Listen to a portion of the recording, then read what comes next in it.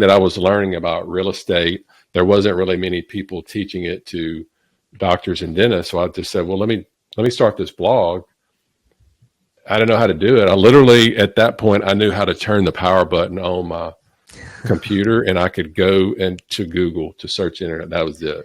So if a redneck from Louisiana can do it, anybody do it. But again, with anything, you have to have a strong enough why.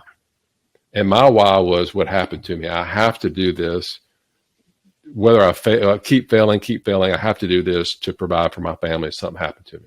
If you don't have a strong enough why, like if you want to lose 20 pounds or whatever, 99.9% of the time people get on a diet, they quit because they don't have a strong enough why. But if you have a chest pain and you go to the doctor and he says, if you don't lose 50 pounds, you're going to die in 3 months. That's a pretty strong why. Right. And you're going to put up the Bluebell ice cream, and you're going to exercise, and you're going to eat right. But so with anything that you want to do, you have to have a strong enough reason to do it that you're doing it. Because if not, 99% of the time, it's just not going to happen. Do you think that reasoning just comes to you based on life events, or is it something that you search for? It could. I mean, it's got to come from within you. If it's got to come from you, like I have a relative that was approaching 400 pounds, and he'd been told for years and years and years, man, you got to lose weight, blah, blah, nothing. Right. One day out of the blue, just it clicked.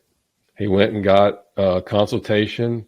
Didn't even say anything to anybody about it until like the day before his surgery. And he had one of those lap band surgeries, whatever. And now he's lost about 150 pounds. Wow. So it was just something that just clicked.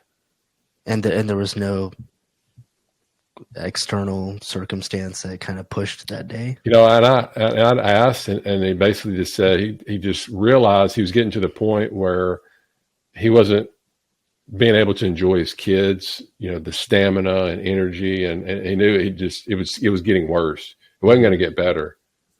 Right. And that was just almost just fed up at that point. Yeah. And he knew he couldn't do it on his own, so he had to do something. Right. And he did it, and we're all proud of him. Mm-hmm. Then I guess, that also makes sense, right?